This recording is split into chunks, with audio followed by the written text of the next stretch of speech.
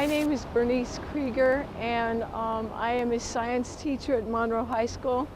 It's called Project Limpets, where we monitor the tide pool. The students get to practice scientific methods using quadrats and reporting the data online so that it can be shared nationwide with other schools. Students are going to use recognition, genus and species recognition guides, and they will recognize exactly what they see and tally each component of the quadrat. When they're out of the water, the spines on the bottom side here are for locomotion, whereas when they're under the water, they use their tube feet. They reach out, they grab a hold of the rocks, and they pull themselves towards the rocks. So they use their tube feet for movement. And once this is down, the students then count and identify the animals that are inside of that transect.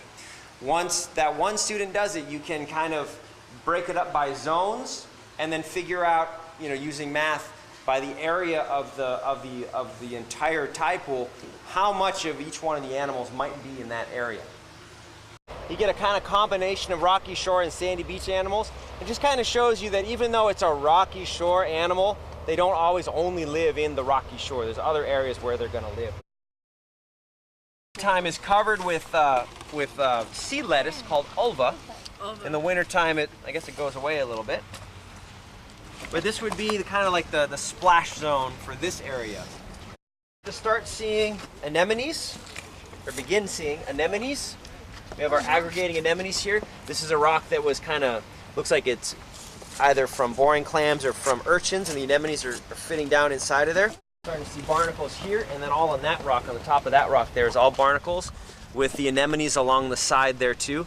Notice how they're all closed up and camouflaged. They have the shell bits and the sand bits on top of them to block the rays of the sun, and then also to remain camouflaged so it's harder to see. We find a bunch of chitons over here, and you have to kind of look down in the cracks and crevices of the rocks, and they look like little footprints. They look like little footprints, and you'll see just a whole bunch of them. Here's one of the first tide pools that we'll encounter here. Not a lot of diversity that we can first notice, but if you look long enough, you'll see shells moving around. There's hermit crabs in here, and there should be a bunch of fish as well. We have a little sculpin called tide pool sculpin. Look at the baby urchin in the rock. This is just amazing. Look, yeah, purple urchin. It's really small. It's kind of gooey. And Tide pools are an area that we have right off our coast here, usually in the rocky intertidal area. And the tide pools are created when the water moves out between high tide and low tide. The water gets stuck in between the rocks, hence the name tide pools. Animals then go into those little pools of water, and they stay there until the tide comes back again about 6 hours later. Some animals stay out of the water for the entire time, such as limpets and barnacles. Some animals move into the water area, such as hermit crabs and slugs and things like that, and they try and stay underwater the whole time. The LIMPETS program was designed in order to help study different habitats that we have along our coast and to create a kind of constant scientific research criteria so that citizen scientists can go out and do the research in the intertidal, the rocky intertidal, or the sandy beach as well. So rocky shore in general is very unique because of all the different adaptations that the animals need in order to survive. It's a very tumultuous habitat for the animals to survive in. They have to deal with being uncovered out of the water for up to 6 hours a day. They have to be able to deal with changing temperatures in the water. Sometimes the sunlight will warm up the water pool, so it'll go from 55 degrees possibly up to 70 degrees in a very short amount of time. Evaporation, they have to deal with the water evaporating, more salt in the water in the pool that they're in. They also have to deal with waves, constant waves coming back in, and during storm surges they have to deal with bigger waves as well, so they have to hold on very tightly so that they don't get swept away. Definitely barnacles, definitely mussels, definitely limpets, definitely sea slugs. So you'll probably see some fish, and you're going to see a lot of other organisms too for sure. A lot of different species of algae that we have in our intertidal as well. If we're lucky, we'll get to see sea stars and octopus and some of our more interesting animals that we have in the intertidal. Tide pools can be a very dangerous place. It's very important that we walk at all times. Very important that we watch where we step. We don't want to accidentally step on any of the animals that are camouflaging in order to survive and staying out of water. We want to be very respectful to those animals as well. We want to touch gently and handle them very, very gently.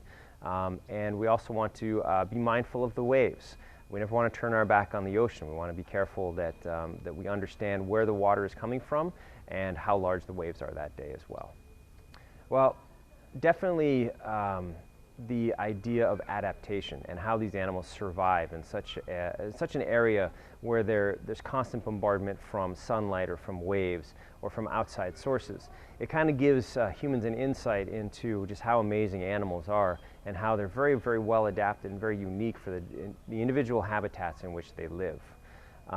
Another thing students should think about is how humans impact that environment as well. Not only from pollution, from areas from far away from the environment, but how just being in the environment itself by trampling on that environment can be detrimental to it too. The LIMPETS program is set up so that scientists can go out on a regular basis and take and record data so that we have a good catalog of data for any specific location along the coast of California. By taking that data over the course of time, we can see what changes are occurring in these habitats. If you just go out once, you'll get a nice snippet of what that habitat looks like. But if you go out year after year or month after month, you'll get an idea of what happens during the seasonal changes of the habitat and what happens year after year. And if something does vanish, if one particular animal does vanish, then it gives you an insight into possibly how that might be happening or why that might be happening. Well, hopefully the LIMPETS program will expand and we'll have citizen science groups. It could be school groups, could be after-school groups, could be church groups, could be Boy Scout, Girl Scout groups going down and doing scientific research. So it helps the students understand what scientific research, field research is all about, and then that data also helps scientists understand the changes along the coast of California. I have a passion for the ocean. I always have. I've always loved the ocean. I've loved being in the ocean and around the ocean. And I've always had a passion for animals as well. And I'm just so curious and so interested in how these animals survive, in these different environments that seem to me would be so difficult for them to survive in. It's amazing. It's absolutely amazing. The students are learning about, within the California state standards, about two things that are vital. One would be food chains as they should be, and the other would be human impact and how that influences what is available in our food chains. And so we'll be looking for the most sensitive species, and we'll be making sense out of the data. So data analysis would be a very vital component. I have a passion for the ocean, and the reason is that after learning so much about what is out there underneath the ocean, I have a passion to keep it clean and to keep it good for generations to come. And I'd love to have my students be stewards of the environment. This is a wonderful way in which students can practice scientific methods and work with real scientists.